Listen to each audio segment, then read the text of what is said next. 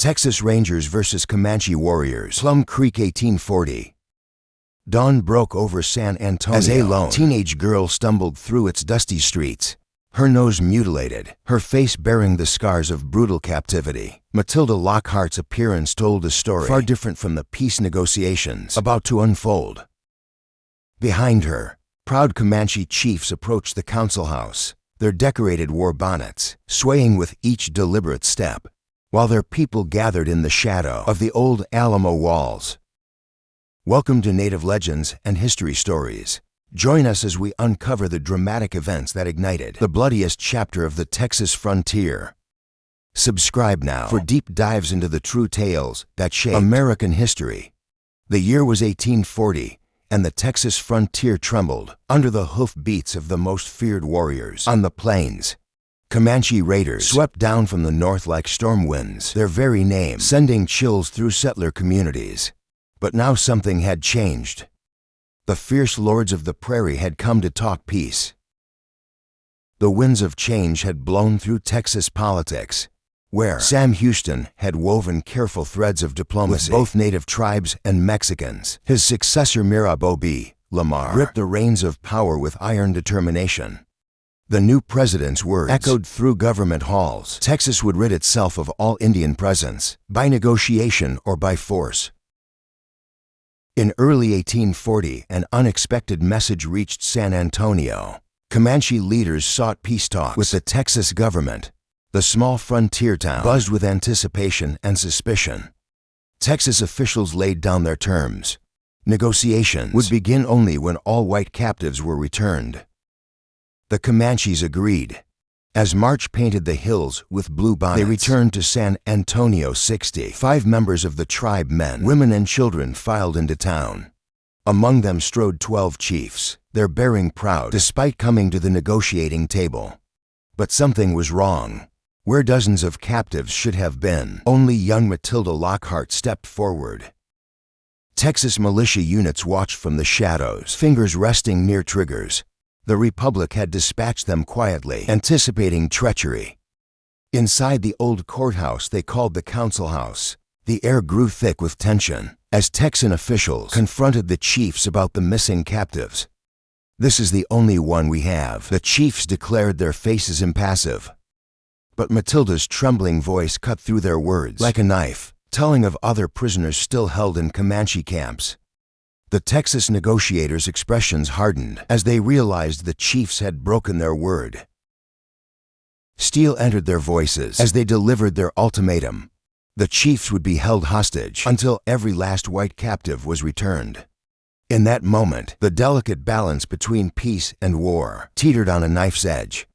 No one could have predicted the bloodshed about to explode within these very walls, or the months of terror that would follow. The Comanche chiefs responded to the hostage threat with immediate action. They pulled weapons from beneath their robes, knives and tomahawks they had managed to conceal, despite the guards' searches.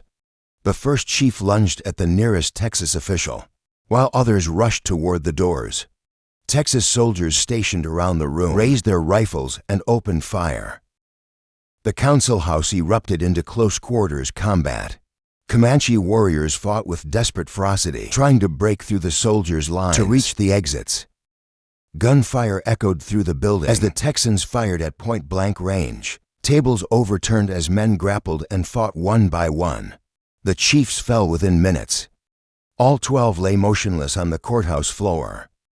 The sounds of battle carried clearly to Alamo Plaza, where 53 Comanche men, women, and children waited. The warriors immediately recognized the gunfire and screams coming from the council house. They turned on the townspeople, who had gathered to watch the peace proceedings, unleashing arrows into the crowd as civilians scrambled for cover. Fighting spread through San Antonio's streets. Comanche warriors charged on foot through the plaza, firing arrows and wielding war clubs. Texas militiamen rushed to engage them, firing muskets from doorways and windows. Civilians caught in the open ran for shelter as bullets and arrows flew. Market stalls provided little cover as the battle raged through the town center. The Texas soldiers' superior firearms and numbers gradually took their toll. Comanche warriors fell one after another, while others were surrounded and captured. Women and children from the tribe tried to flee, but found themselves trapped by the ring of militia. The final count was devastating. Of the 65 Comanche who had come for peace talks, 64 were either dead or in chains. The Texas forces suffered 7 dead and 8 wounded in the fighting. As summer settled over Texas, the full implications of the Council House fight became clear. The deaths of 12 respected chiefs would not go unanswered. The Texans knew retaliation was coming and strengthened their defenses throughout the frontier. Scouts reported increased Comanche activity in the hill country as warriors gathered for revenge. By August 1840, the Comanche had assembled their largest war party in years. They began moving south from the hill country, targeting settlements along 150-mile stretch reaching to the Gulf Coast. The raiders moved with practiced stealth through the wilderness, even in settled areas like Lockhart County. Only 2 frontier families, Isham Good and John A. Neal, had established homesteads. The vast empty territory allowed the Comanche to travel undetected. The war party circled east round the town of Gonzales, deliberately avoiding detection. As they approached Victoria, they struck at dawn hundreds of warriors, sweeping into the unprepared town from the north. Townspeople had no warning before mounted raiders filled the streets. Families grabbed what they could and ran toward the town center, where brick buildings offered better protection than wooden homes. The Comanche systematically attacked Victoria's defenses. They set fire to outlying buildings, creating chaos and confusion. Warriors broke into homes and businesses, killing those who resisted and taking anything of value. On the outskirts of town, they discovered a prize: thousands of horses and mules brought by Mexican traders for sale to the Texans. The raiders quickly rounded up these animals, adding them to their own herd. As evening approached, the Comanche withdrew to Spring Creek to make camp. They had achieved their initial objectives, demonstrating their power, gathering plunder, and spreading terror through the settlement. But they weren't finished. The next morning brought a second attack on Victoria. This time, however, the town had managed to raise some alarm. Under cover of darkness, several men had slipped through the Comanche lines. These runners spread news of the attack to other settlements, warning them of the massive raid underway. Word began moving quickly through central Texas. The Comanche had launched their revenge, and Victoria was only the beginning. After 2 days of raiding Victoria, the Comanche warriors turned their horses toward the Gulf of Mexico. Their next target lay along the Texas coast, the bustling port town of Linville on Lavaca Bay. The settlement of 300 souls had no walls, no militia, only wooden docks stretching into the shallow waters, and warehouses full of traded goods. The raiders struck Linville without warning. Townspeople looked up to see hundreds of mounted warriors pouring down the coastal plain toward their undefended homes. Men shouted warnings as women and children ran toward the bay. With warriors blocking escape inland, the civilians had only one option. They waded into the warm waters of Lavaca Bay, desperately swimming toward fishing boats anchored offshore. Not everyone made it to the boats. Warriors rode through the streets, cutting down those too slow to reach the water. They broke into homes and businesses, taking anything of value. The warehouses along the docks proved especially targets rich, filled with goods waiting for transport. The raiders methodically emptied each building, loading trade goods onto their growing herd of captured horses and mules from Victoria. As the sunset smoke rose from dozens of fires, the Comanche put torch to every structure in Linville, ensuring nothing remained standing. The surviving townspeople could only watch from their boats as flames consumed their homes and livelihoods. By morning, only ashes remained of the port town. With their horses and mules laden with plunder from both Victoria and Linville, the Comanche war party began their long journey back to their territories in the hill country. They moved more slowly now, weighed down by their stolen goods and expanded herd. This gave the Texans their opportunity. Rangers and militia leaders realized they had to intercept the raiders before they reached Comancheria, the vast, uncharted territory controlled by the Comanche tribes. Once the war party crossed into those familiar hunting grounds, pursuit would be impossible. The Texans needed to choose their battleground carefully. They found their position at Isham Good's cabin, strategically located halfway between Austin and Gonzales on the newly built road connecting the two settlements. Good had only established his homestead the previous year in mid-1839, building his cabin a mile from Plum Creek. The location offered several advantages. It lay directly in the raiders' likely path, provided good visibility across the open country, and was accessible to volunteers from surrounding settlements. Messengers rode hard for every town within reach: Gonzales, Bastrop La Grange, Austin, Seguin, and San Antonio. Their message was urgent. All able-bodied men were needed to stop the Comanche war party from escaping with their plunder. The settlers had a rare opportunity to strike back at the raiders who had terrorized their frontier. The response was swift. Armed men began arriving at Good's cabin on August 11, coming in small groups throughout the day. They brought their own weapons and horses, determined to join the volunteer force. Scouts reported the Comanche were moving north, slowed by their captured herds and stolen goods. By nightfall of August 11th, 100 volunteers had assembled at the cabin, with more expected to arrive through the night. The men made camp along the road, checking weapons and sharing intelligence about the raiders' movements. They knew the coming battle would be decisive. Either they would stop the Comanche here, or the raiders would escape into their territories, with their plunder proving they could strike anywhere along the Texas coast with impunity. As night fell, tension filled the air. Tomorrow would bring the largest confrontation between settlers and Comanche warriors since the Council House fight. The 100 Texas volunteers gathered at Good's cabin on August 12th, checking their weapons and ammunition. One final time, their scouts had confirmed the Comanche war party's approach. 600 strong, including warriors, women and children, along with their Kiowa allies. The raiders moved slower now, their horses burdened with plunder from Victoria and Linville. The Texas force faced a daunting tactical challenge. Their 100 rifles would be severely outnumbered by the approaching raiders. The Comanche warriors were master horsemen, capable of firing arrows with deadly accuracy, even at full gallop. The volunteers knew they needed every advantage the terrain could offer. Captain Thomas Moore led his men toward Plum Creek, a mile west of Good's cabin. The creek's winding course and thick vegetation offered natural cover for an ambush.